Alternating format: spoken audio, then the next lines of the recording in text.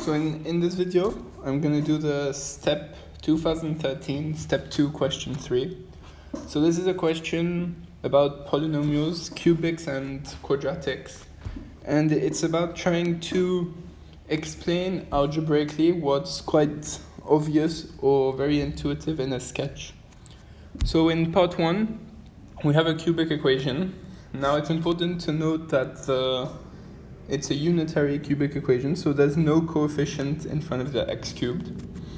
That has 3 distinct real roots and c less than 0, so y-intercept less than 0. And show with the help of sketches that either exactly one of the roots is positive or all 3 of the roots are positive. Okay, so the idea here is we're going to consider the turning points of this function. So firstly, we're going to draw a graph. We know that it's, as I said, unitary, it's x cubed. Therefore, our graph will rise when it's positive and go down negative. So we have, maybe not like this, but... So we have these 2 points, these 2 lines. We have a negative y-intercept. So our graph passes through here. And we know that our line is continuous, so there can be no jumps. Now let's consider the different scenarios. So, well, firstly, we know that, so let's say there are no turning points on the positive side. So, no turning points on the positive side. Well, we know that this point here, the c-intercept has to connect with the top part of the graph, so there'll be a kind of line like this. So we see that there are no turning points, and therefore we have one root, we have one positive root, and then here, because we have 3 distinct roots, we'll have our 2 turning points on the negative, so our graph will do something like this.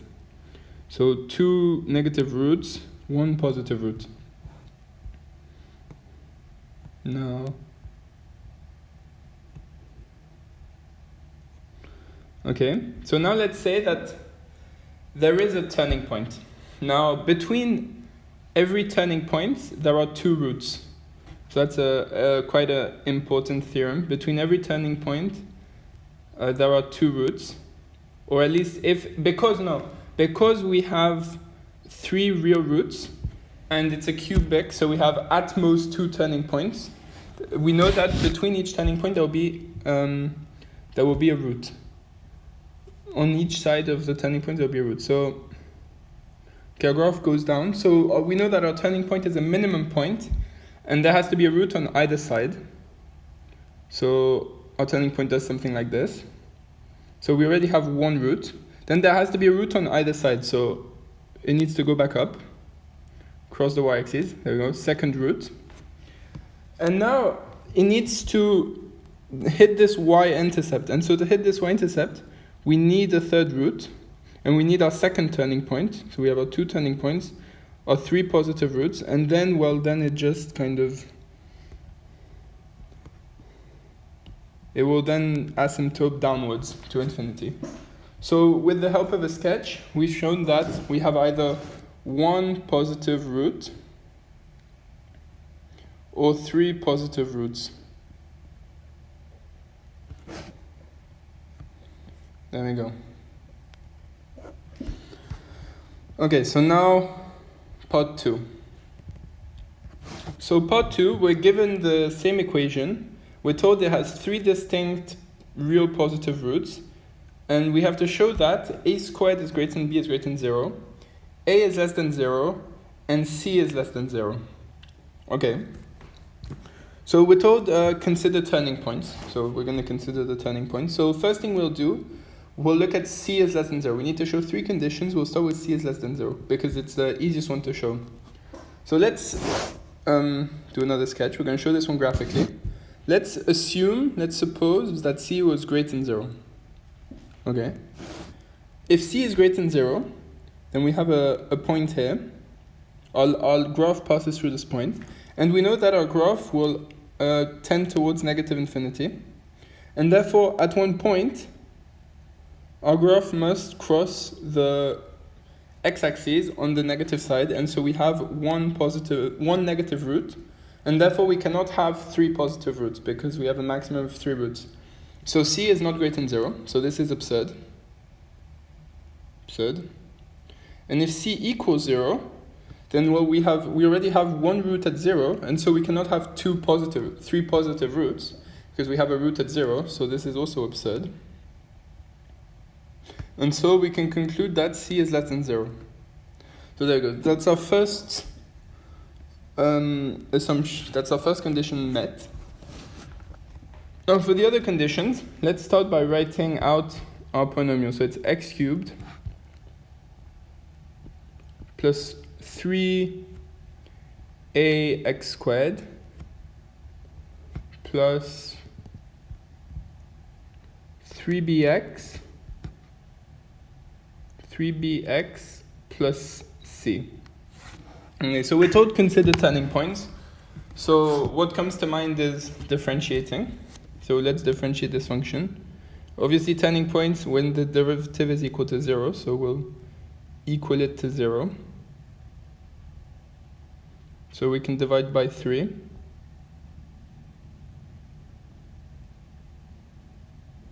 Okay. Now let's try and consider what we want. Now, as I explained, in this case where we have 3 distinct real roots, around each turning point there will be a root, which means that if we had a negative turning point, so for example like this, then we know that we will have a root on the right of this turning point. So in this area there'll be a root, and we will have a root on the left of this turning point. Okay, so therefore,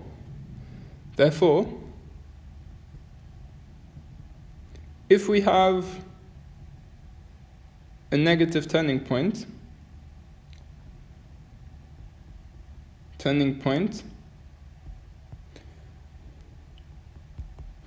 then we have at least 1 negative root. And so we don't have 3 distinct positive roots. So we can switch our condition. We're told our polynomial has 3 distinct real positive roots. We can say this is equivalent to our polynomial has 2 real distinct turning points.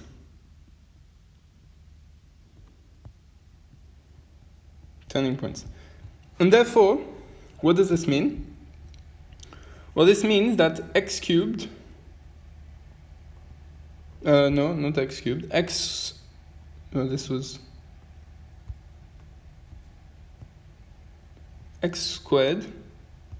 This means that x squared plus 2ax plus b has 2 distinct positive real roots. Okay, so this is already easier to work with.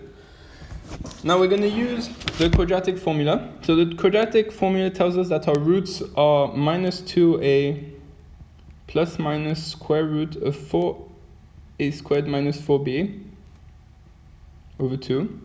Now this simplifies to minus a plus minus square root of a squared minus b. Okay. Now, so let's use our first condition, that is 2 positive real roots. So what does this mean? This means that minus a plus minus square root of a squared minus b is greater than 0. And so plus minus square root of a squared minus b is greater than a. Okay, and so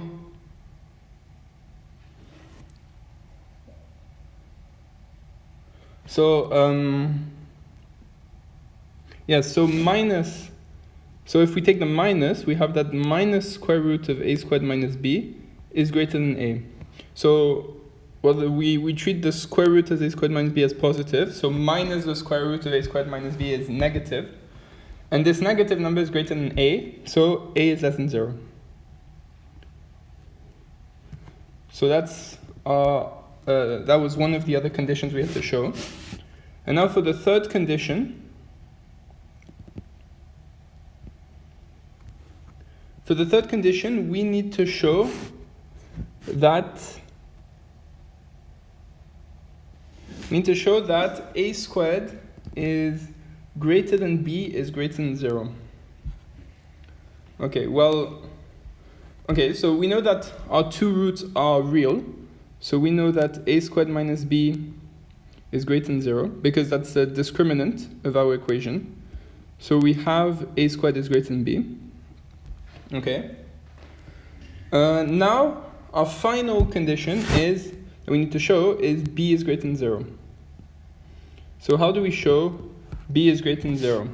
So the idea is we know that plus minus square root of a squared minus b is greater than a.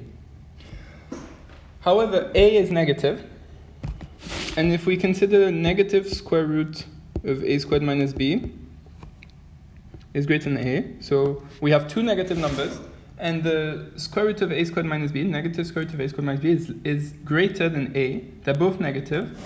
Therefore, the magnitude, or absolute value, the absolute value of the square root of a squared minus b is less than the absolute value of a. And so now, by absurd, if we said that b was less than 0, if b was less than 0, then a squared minus b would be greater than a squared, and therefore the absolute value of square root of a squared minus b would be greater than the absolute value of a. Therefore, b is greater than 0. So to summarize, we found that c was less than 0, I think. Yes. So we got c is less than 0, a is less than 0, a squared is greater than b, and b is greater than 0. And if we combine these two last inequalities, we get that a squared is greater than b is greater than 0. Okay, so that's part 2 of the question done. So now we're looking at part 3. So we're told so we have the same equation, given that it has 3 distinct real roots, and that AB is less than 0, C is greater than 0, determine with the help of sketches the signs of the roots. Okay, so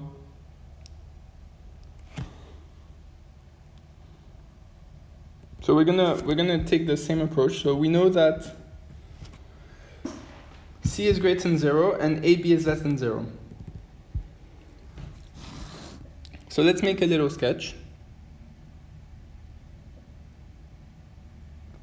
There you go. Now we know that C, we have a value of C here. Our graph asymptote negative, positive. So we have at least one negative root, because at one point our graph will cross the negative x-axis to go from this negative infinity to positive C. So we have at least one negative root. Now, we're now going to consider turning points again. So we calculated the derivative, and we saw that we're told we have 3 real distinct roots. So we have 2 real turning points. And we have 2 real turning points. Therefore, by using the calculation we showed last time, we know that the values of these turning points are equal to minus a plus minus square root of a squared minus b. Okay, so we have two conditions to consider. So we know, so firstly we're told that a, b is less than 0. Therefore this condition can be rewritten as a is greater than 0 and b is less than 0, or a is less than 0 and b is greater than 0. So let's call this 1 and 2. So let's look at 1 first. So okay, so if A is greater than 0, so we have A is greater than 0, B is less than 0. Okay. So let's look at the signs of our turning points. So we have turning points equal to minus A plus minus square root of A squared minus B. So we know that A is greater than 0. So we know A is greater than 0, so this is negative. This here is negative.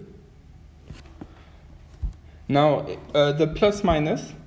So firstly, we can look at, we know that A squared minus B, because B is less than 0, root, let's say positive root A squared minus B is greater than A. So we know this. Therefore, minus A plus root A squared minus B will be positive, and minus A minus root A squared minus B will be negative. Okay, so let's try and see what this means. So we have a graph. Now we know that we have our asymptote, intercept. We have one root, we've identified one root. And we have a negative turning point. So let's say it's here. And we have a positive turning point. Let's say here.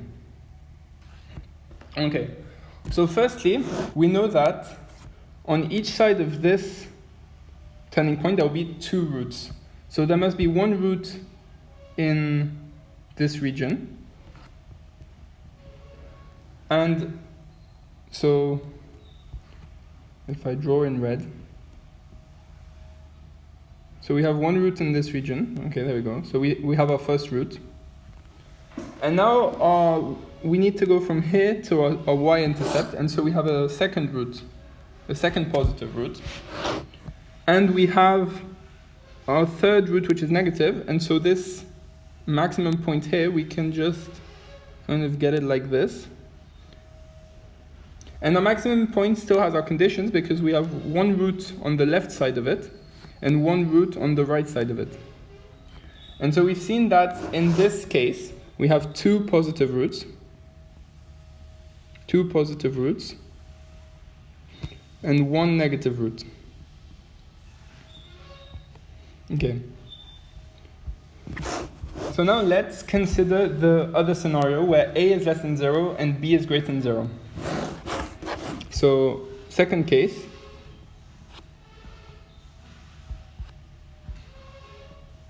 A is less than 0, B is greater than 0. So we're going to look at our equation again, minus A plus minus square root of A squared minus B. So now we know that minus A is positive. We know that absolute value of A squared minus B is less than A. So we know that minus A plus square root of A squared minus B, well, both these terms are positive, so this is positive. And minus A minus square root of A squared minus B, well, this term is positive. And this term is less than A, and therefore this term is also positive. So in our second case, so same thing, we have, there we go, root here, asymptote here. And we have two, both our turning points are positive. Now, therefore, we know that we will have one root in between this turning point and this turning point. So we will have one root in this region. And we will have one root in this region. And therefore, we have two positive roots. Two positive roots. And we still have our one negative root. And therefore, in both cases, we had two positive roots.